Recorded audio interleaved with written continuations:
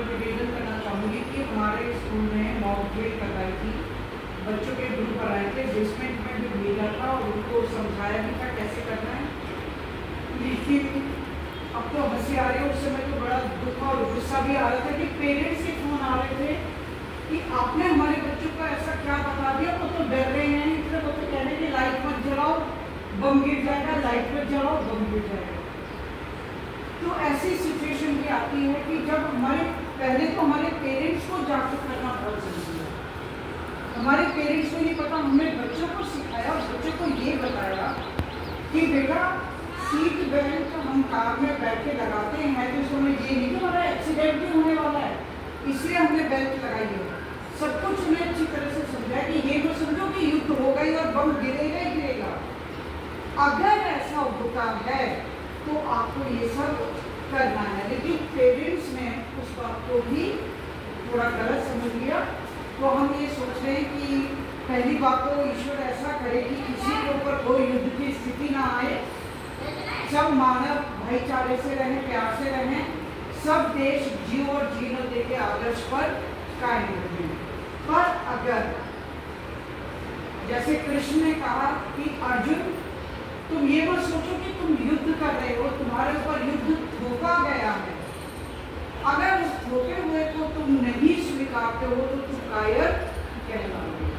तो यदि हमारे ऊपर युद्ध थोपा गया तो हमारा देश इतना सक्षम, इतना वीर, इतना बहादुर है और हमारे भारतवासी इतने साहसी हैं कि उसको मुंहतोड़ जवाब देंगे।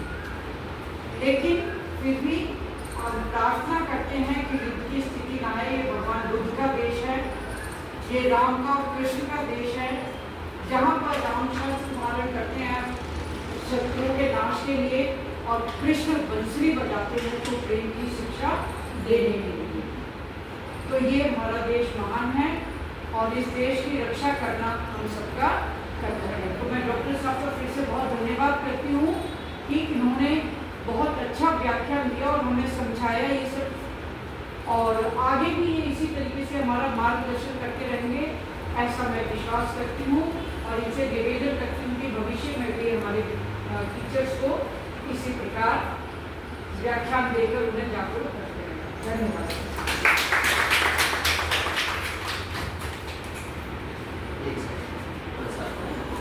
और बहुत ही विद्वान है इसमें की बात करूँ, लेकिन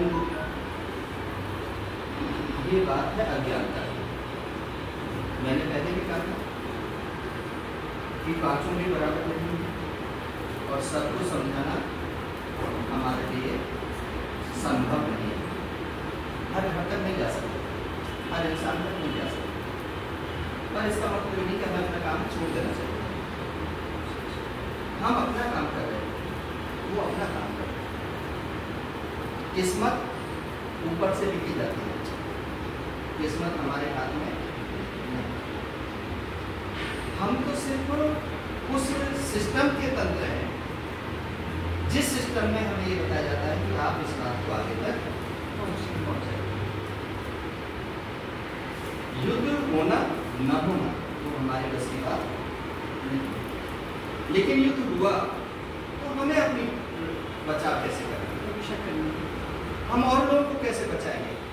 हमारे भाई बहन, चाचा ताऊ, भैया भतीजे, बूढ़े माँ बाप, बूढ़े दादा दादी, हम कम से कम उनको तो बचाएं। अब ऊपर से जब ड्रोन चलता है उसका जो नेविगेशन है वो सिर्फ लाइट है।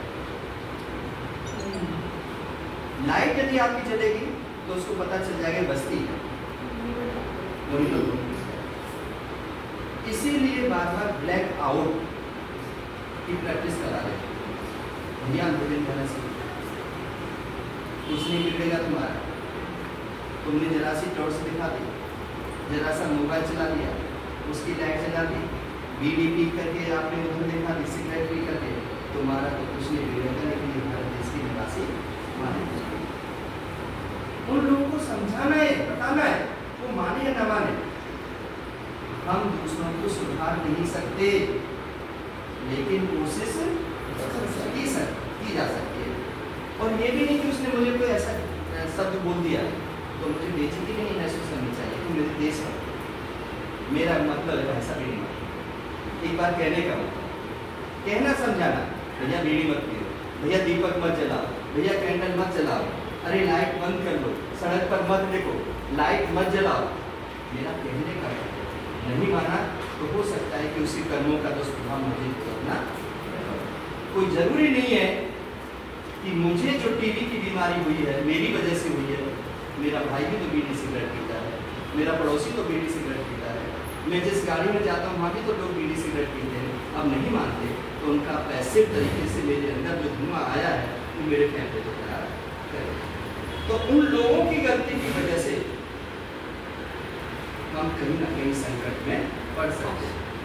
इसलिए हमें पेरेंट्स को भी जागरूक करना है, बच्चों को भी जागरूक करना है, पड़ोस को भी जागरूक करना है और शासन प्रशासन का साथ।